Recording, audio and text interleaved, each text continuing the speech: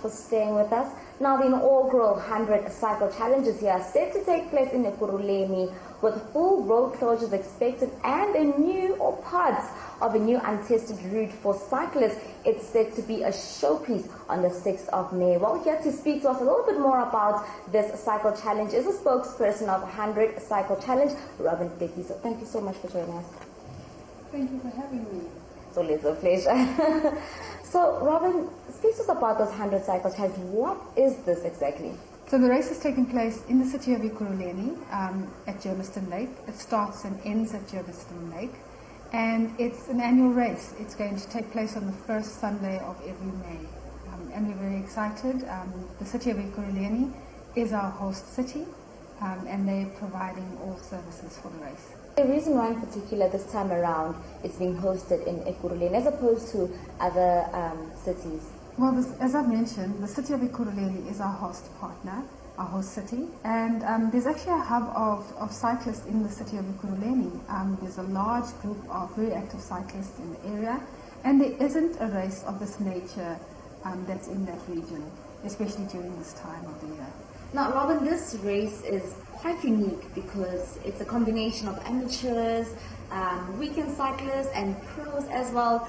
I mean, with this combination, does it make it more competitive? How different is it from every other cycling tour or challenge? Oh, yes.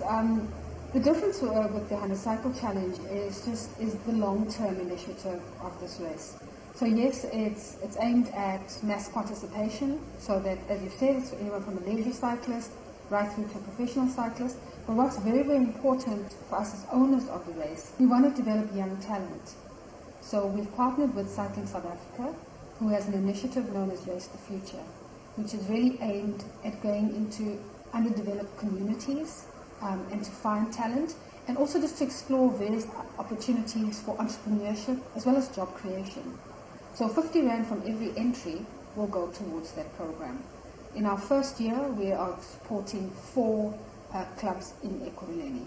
Earlier we had a conversation and you said that cycling is a dying sport.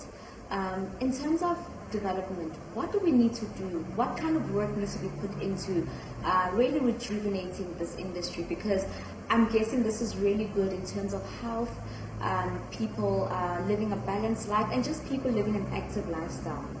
That is true, Mbali, and as I've mentioned, Race the Future is a program that's aimed at grassroots level, but then the 100 Cycle Challenge is also partnering with Support SA Talent, which is a platform to raise funding for professional cyclists to compete internationally. Sports as a whole requires discipline, requires a mental capacity, and with cycling, just how much training goes into being a good cyclist. And in terms of just also the training and the kind of support that you need for developing young cyclists, just take us through the whole training process of being a cyclist. Thanks. So we know that there's this perception that there are barriers to entry for cycling, which is one of the reasons we developed a campaign, which was Learn to Cycle in 100 Days.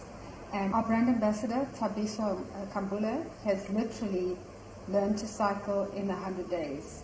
So it was on his bucket list. He had never actually participated in a road race before, and he's had coaching and mentorship from our other partners at Cycle Lab, and he's doing extremely well. He's participating in club rides, and he's raring to go. So it is possible. It can be done. It just needs some dedication, coaching, and then just get out there and have fun, because that's what cycling is about. Just having fun, and while you're doing it, you can have good health, exercise, and so on. I mean, ultimately, we want to build a South African team as well. This is also developing not just the person, but also creating a team for the Commonwealth Games, for the Olympics as well.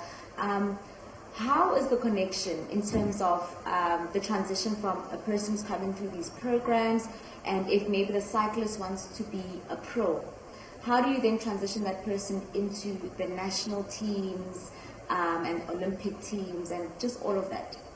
That is the mandate of Cycling South Africa and the regional cycling bodies. The 100 Cycle Challenge is just an opportunity for private sector to get involved in development at that level. Now, coming back to the 100 Cycle Challenge, it's going to take place in May. When do entries close, if they are not closed yet? What is the process for someone who would like to take part in this initiative? Entries are still open. They actually close tomorrow on the 2nd of May, and that is online entries. We'll still keep entries open at race number collection, which will take place at Cycle Labs here in Gauteng from the 3rd to the 5th of May. Please visit our website for further details. Well, Robyn, that certainly sounds great, and I'm glad that people still have one more day to enter, not to miss out on this great initiative. Thank you so much for sitting with us today. Thank you for having me. Well, it's a pleasure. That was Robyn Thekiso, the spokesperson of the 100 Cycle Challenge, set to take place in Ekurhuleni on the 6th of May. While those wheels are certainly turning and Ekurhuleni is going to be set alight, do make sure that you make your way down there. It is a family affair. You want to live a healthy life as well. Get into cycling. It is a great initiative. Well, stay tuned. Wind up.